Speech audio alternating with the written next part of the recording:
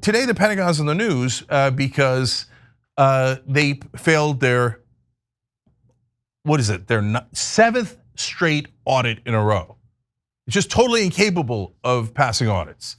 And if a company fails an audit, that is a massive problem. The Pentagon is much larger than any small business, mid-sized business, or even big businesses. And that's not somebody else's money. That's not shareholders. Oh, well, hey, sad day, they lost money. No, that's our money, American taxpayer money. And their budget is near $900 billion. Oftentimes they say they can't even find 400 billion of it. So that's going to get to what I offered Elon Musk in a second. But I just want to give you just a quick note about how disastrous the Pentagon is overall. In this case, again, they failed to audit, but they hide things from you in terms of how much waste there is, and then I'm going to tell you why there's the waste. But Common Dreams pointed out the Pentagon buried a 2015 report identifying 125 billion, not million, 125 billion in administrative waste out of concern that the findings would be used as justification to quote slash the defense budget, as the Washington Post reported at the time. So the point there is, guys, you know, when they talk about fraud, waste, and abuse, you got that to no end at the Pentagon. And that's where you have the most. You know why? Because anytime that anybody says, hey, maybe we should cut the Pentagon, that seems to have tons and hundreds of billions of dollars in waste, and they can't even account for the money. They go, you're endangering national security. You're gonna get everyone killed, right?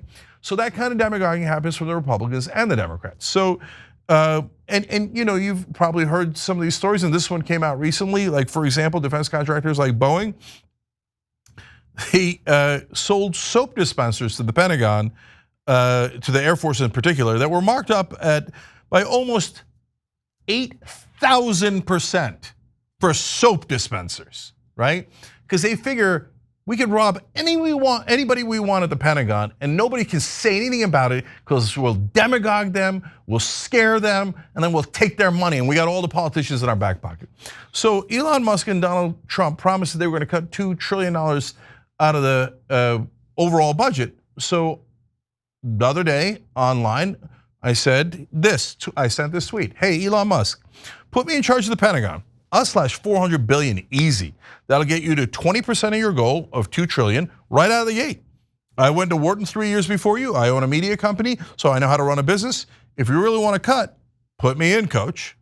Okay, so at that point, already some on the left are like, whoa, wait, you can't talk like that.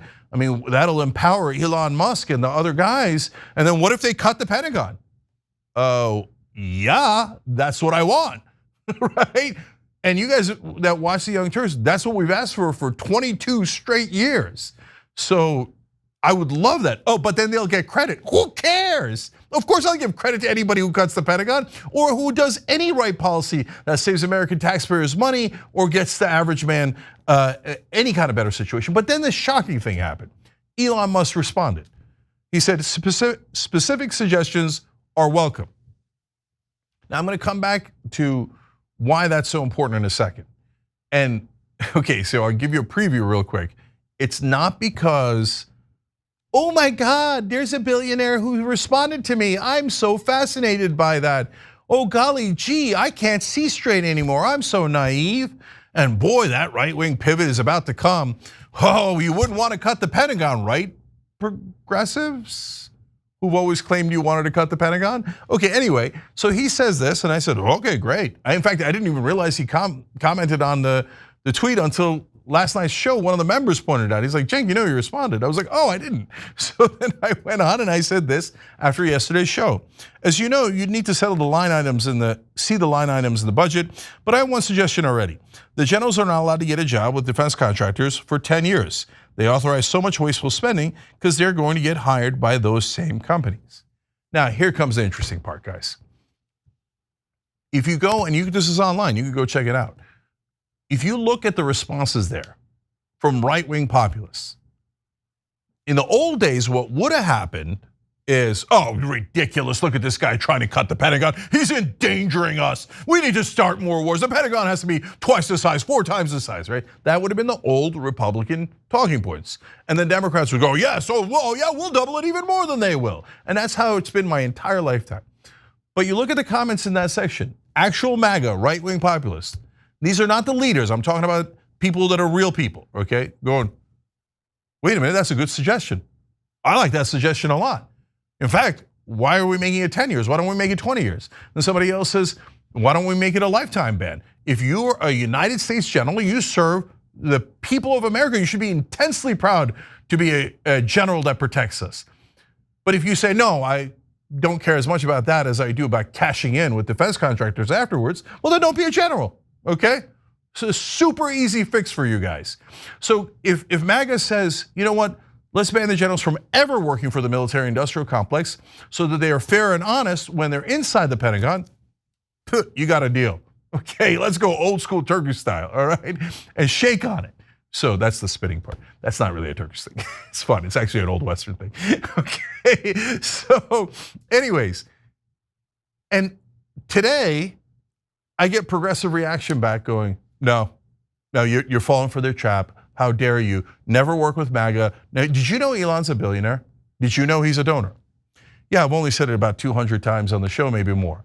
Okay, guys, the Democratic Party has never asked any progressive in the base, in any of the online shows, any of you guys ever, hey, what's your suggestion? Oh, we're open to hearing what you think. They're always like, no, you will support Hillary Clinton. She is the anointed one, and she will increase the Pentagon, and you will like it, right? But could we have a tiny suggestion?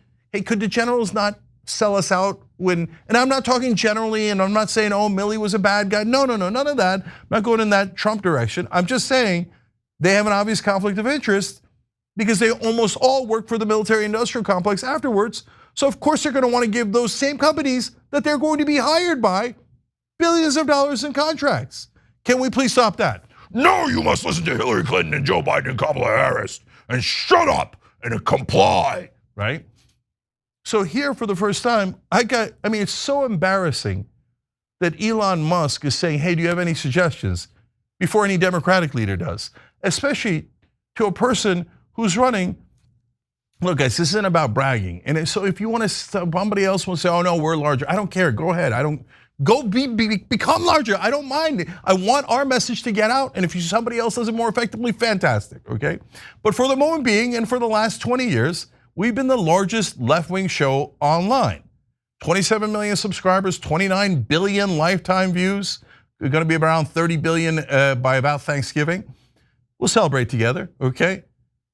And no Democratic leader thought, I wonder if I should go on the Young Turks. I wonder if I should ask the Young Turks. And again, it's not about us. Well, okay, ask one of the other shows, go on the other shows, do something, represent your base. Just try to care about your base 1%, right? No, we've got Liz Cheney and Dick Cheney on our side. How does that help? Hey, other left-wingers out there, I love you, brothers and sisters, but do you remember the days when we used to be against Dick Cheney? You remember the days when we used to be against Liz Cheney? I appreciate Liz Cheney calling out Trump on January 6th in the election, etc. But that doesn't mean we have to hand the party over to her. Did you see mainstream media? Right before the election, when they thought Kamala Harris was gonna win, well, she's gotta get a cabinet post. They gotta have to give her Liz Cheney something. No, we don't, she's a neocon. She would increase the Pentagon. She would push for more wars, not less wars. That's not what the Democratic Party used to stand for, and that's definitely not what the left wing stands for, and in no way, shape, or form does the populist left agree with that. So look, I'm not saying Elon's definitely gonna do it. Are you crazy? I'm not saying Trump is definitely gonna do it. What I'm saying is, hey, now we're all watching, left-wing populists, right-wing populists. Are you guys gonna do the thing that you promised? Are you actually going to be anti-war? Are you actually gonna cut the Pentagon? Or this is a lot of loose talk, and at the end of the day, all you're gonna do is corporate tax cuts and deregulation and leave the military-industrial complex alone? Well, I don't know, I can't answer that question, but Donald Trump and Elon Musk can. So now we have them on the record as saying that they would be interested in that. And now we have the right-wing populists going, yeah, I like your proposal. So now we can have an alliance on not something we disagree on, but maybe, just maybe, have an alliance on things we agree on. And if you're on the left and you want to go against your own policy position that you have had for decades, just to spite the other side, to spite Donald Trump or spite Elon Musk, you're out of your mind. I'm going to take yes for an answer. That doesn't mean I agree with them on other issues. That doesn't mean all of a sudden I'm like, oh my God, I think Elon and Trump are so amazing. It means if you cut the Pentagon, put me in, coach. I am ready. I will do that job for you. You get somebody else to do it, great. But if I've got to convince the left, take the win. These guys are, I know this base, I now know the right-wing base. They're complicated, just like the left-wing base. They are not uniform. There are people in there that I massively disagree with. So there are some that might be, in our lingo, problematic, okay? And I mean that seriously, like they might hate, for example, Muslims like me, right? And a lot of you out there. But that is not the entire MAGA base. So there's different portions of it. And I'm telling you right now, and I'm going on a limb, and then everybody else on the left could catch feelings and say, no, boo, we don't believe you. We want to be skeptical and hate them. And even if they say yes, we say no, because we're going to just trash our own policies. Like, look, brothers and sisters, that's up to you, okay? But any left-wing populist that actually wants to get these things done, let's take yes for an answer. Let's find the right-wing populists that are actually our brothers and sisters and that actually hate corruption, that are actually anti-war, and let's work together. But if they say, oh, okay, after that, now we want you to hate gay people or pass anti-trans laws or do this or do that, I got an easy answer. No, we agree on the things we agree on, and we disagree and fight on the things we don't agree on. Wow, that's so hard. No, the idea of just canceling each other and never talking and never finding out if we actually do agree is a toxic idea. So I'm doing my part to break through that and find the right-wing populists that agree with us and build a real coalition that maybe gets something done, whether it's in this term or in another term. But if you say, no, I got nothing but spite and I will not work with anyone, even if they 100% agree with me, well, that means you never really cared about the policy. It was always a game to you. For me, and anybody who watches the Young Turks knows this, I always say the same thing, eyes on the prize. And the prize is policy, because policy is the only thing that actually affects people's lives.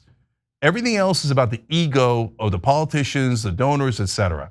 Let's all work together to help our average American and our fellow American. All right, that's my message of the day. Now everybody go fight.